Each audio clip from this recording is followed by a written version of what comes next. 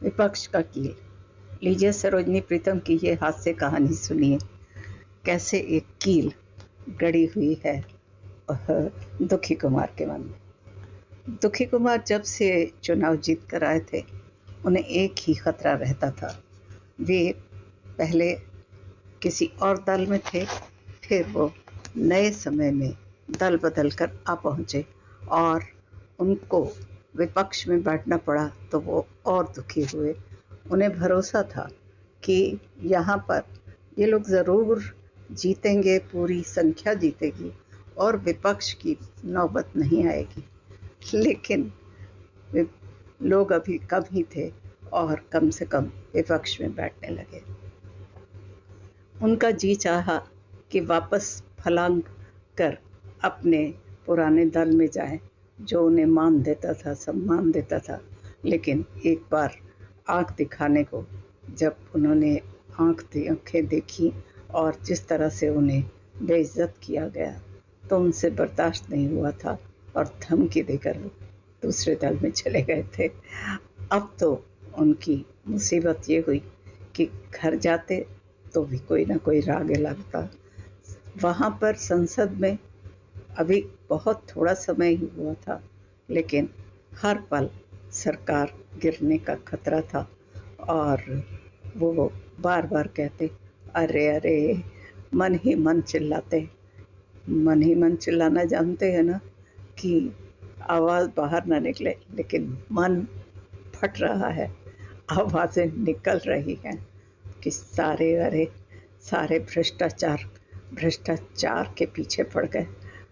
पोल खोलने पर लगे हैं विपक्षियों की, एक एक को देख लेंगे। अरे कौन दूध धुला है?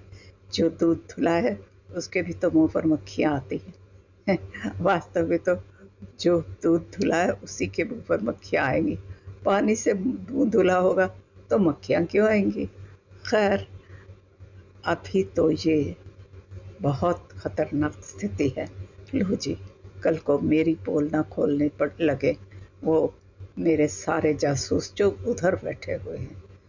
सोच सोच कर परेशान वो जब घर पहुँचे तो बच्चे डिस्को डिस्को की आवाज़ें लगाकर नाच रहे थे। उन्हें सुनाई दिया, खिसको खिसको। और शाम को जब पत्नी ने चाय का प्याला दिया तो बार बार छोटी नातिन गाना गाती, नाच नाचती और उन्हें देख देख कर कहती, गिरी गिरी रे, गिरी गिरी रे, मुझे संभालो, संभालो। ये सुनकर उन्होंने सोचा ये उस पर कटाक्ष कर रही है, या हो सकता है ऐसी ही स्थिति हो। वहाँ पर सभी तो नाच नचा रहे हैं, सिर्फ यही गीत रह गए हैं इन लोगों के लिए, एक दूसरे को नीचा दिखाना। और जाने ये क्या होगा। ऐसे उनकी हाँक सुनकर वो बार बार जाने कैसे महसूस करने लगे थे और तेज चहलकदमी करते हुए बार बार यहाँ वहाँ जाते, पाँव पटकते और एकदम कुर्सी पर थम से बैठे, जैसे पाँव में कोई कील चुभ गया हो।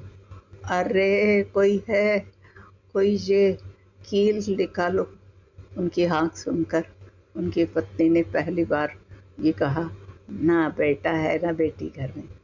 अजी उन्होंने कुछ ना सुना और धर्मपत्नी बेटी को कह रही थी, जा बेटा, ज़रा मुन्ने को कह दे तेरे पिताजी के पाँव में एक विपक्ष का कील पड़ गया है। पड़ गया? नहीं, मेरा मतलब है गड़ गया है। अरे ये विपक्षी इन पर हमेशा कौओं की तरह मंडराते रहते हैं। जिस दिन से चुनाव जीते हैं, एक न एक कांटा हमेशा खटकता रहा, बस वो कील बनकर इनके पाँव में आ गया। अरे भाई, कील में अपने गुण हैं, ठोक पीट कर लगा दो, किसी की भी दाल न गलने पाए और किसी को भी टांग दो उस कील पर। कील बेकार नहीं होता, उसे तो ठोक पीट करते समय दीवार की मजबूती का पता देता है। वो कोई कील गड़ जाए तो आदमी कुछ भी कर गुजरने को तैयार होता है। जा बेटा, देख तो सही तेरे पिताजी को, आहा, अब कौन सा कील गड़ गया है। प्रिय पत्नी के प्रवचन का अमृत पूरी तरह से समाप्त भी ना हुआ था कि उन्होंने अपने होनहार बेटे की जोर की हाँक से जो काट मार गया। वो बोला, कुछ नहीं अम्मा, इनके मन में कील सी गड़ गई है, मुझे संभालो की हाँक।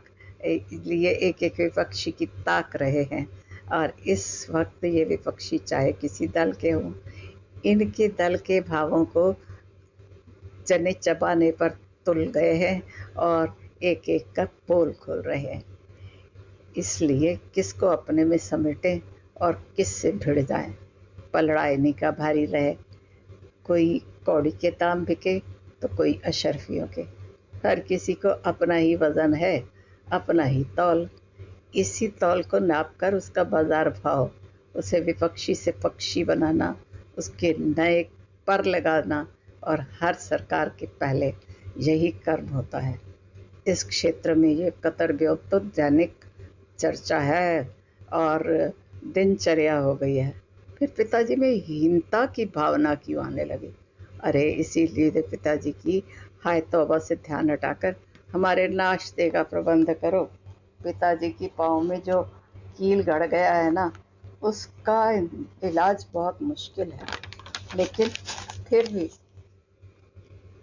मैं देखता हूँ जिससे ऐसे ही कील ऐसा है, ना खून बहेगा, न शरीर से खरोंच आएगी, न कहीं छेद होगा, और ना ही सेप्टिक।